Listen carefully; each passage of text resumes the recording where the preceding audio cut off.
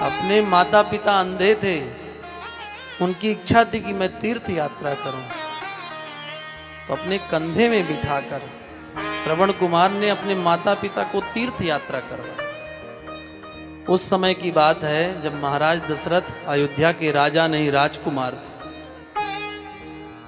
और उसी समय अयोध्या में एक मतवाला हाथी घुसा, और उस मतवाले हाथी ने अयोध्या के वन को उजाड़ना चालू किया। महाराज दशरथ के पिता आज थे, उन्होंने अपने पुत्र को कहा, देखो इस मतवाले हाथी को वश में करो, नहीं तो ये प्रजा को भी नुकसान करेगा और प्रजा की संपत्ति को भी नुकसान करेगा।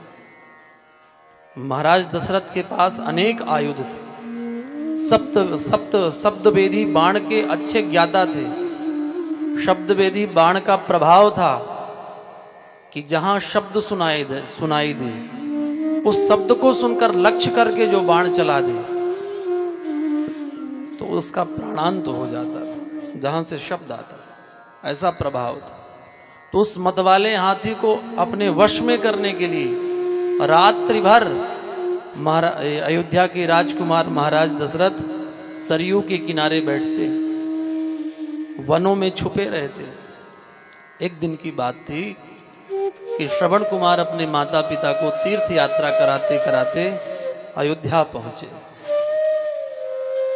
और अयोध्या जैसे पहुंचे तो श्रवण कुमार के माता पिता ने कहा, बेटा हमें जोर की प्यास लगी है, हमें थोड़ा जल मिल जाता तो आत्मा को तृप्ति हो जाती। श्रवण कुमार ने माता पिता को बिठाया और जैसे सरयू में जल लेने गए तो जैसे जल पात्र डाला तो जल पात्र की आवाज आई। महाराज दशरथ को लगता है वही हिंसक हाथी जल पी रहा है। उस शब्द को सुनकर बाण छोड़ दिया और उस बाण ने श्रवण कुमार के प्राण ले लिए। महाराज दशरथ भाग कर आए, देखा क्या, कहा वहां कोई मतवाला हाथी नहीं पड़ा था, वहां श्रवण कुमार पड़े थे। श्रवण कुमार के पास महाराज दशरथ पहुंचे और प्रणाम किया, कहा हमें क्षमा करना, अनजाने में हमने तुम्हारा वध कर दिया। श्रवण कुमार ने कहा, महाराज मैं आपसे क्या कहूं, पर आपके इस बाण ने एक के नहीं 3 प्राण लिए। मेरे माँ बाप अंधे हैं, आपने हमें मार दिया, अब बुढ़ापे में उनका सहारा कौन। मुझे वचन दो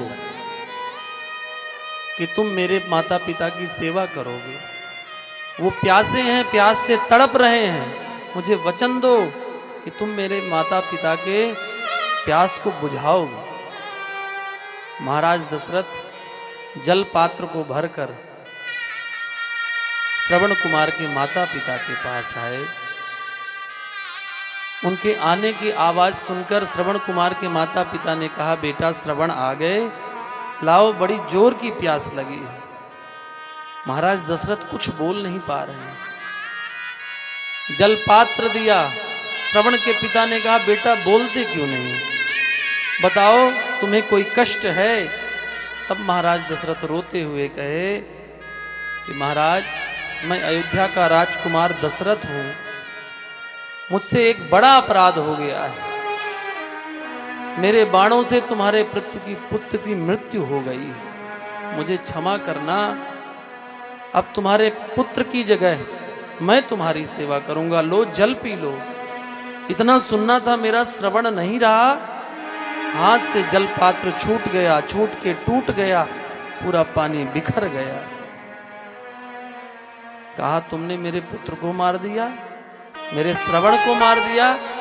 महाराज दशरथ ने कहा, आप पुत्र वियोग बिल्कुल मत करें, मैं आपके पुत्र की तरह हूं, मैं आपकी सेवा करूंगा।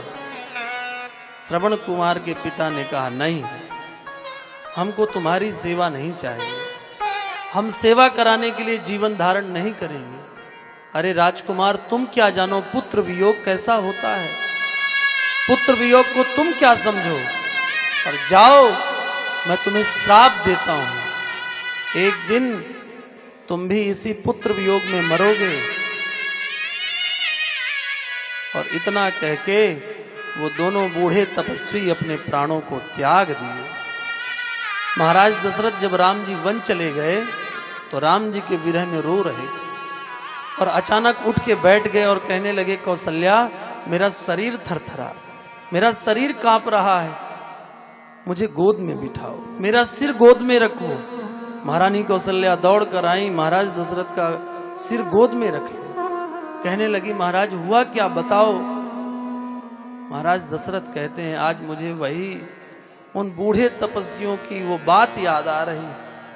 हमने उन बूढ़े तपस्वी के पुत्र को एक बाण मारा था, उन्होंने श्राप दिया था, महाराज तुमने मेरे पुत्र को मारा है, एक दिन तुम्हें भी पुत्र वियोग में मरना पड़ेगा। आज उन बूढ़े तपस्वियों की बात बाण की तरह मेरे कानों को छेदे डाल रहे। और उसी विरह में राम जी का स्मरण करते करते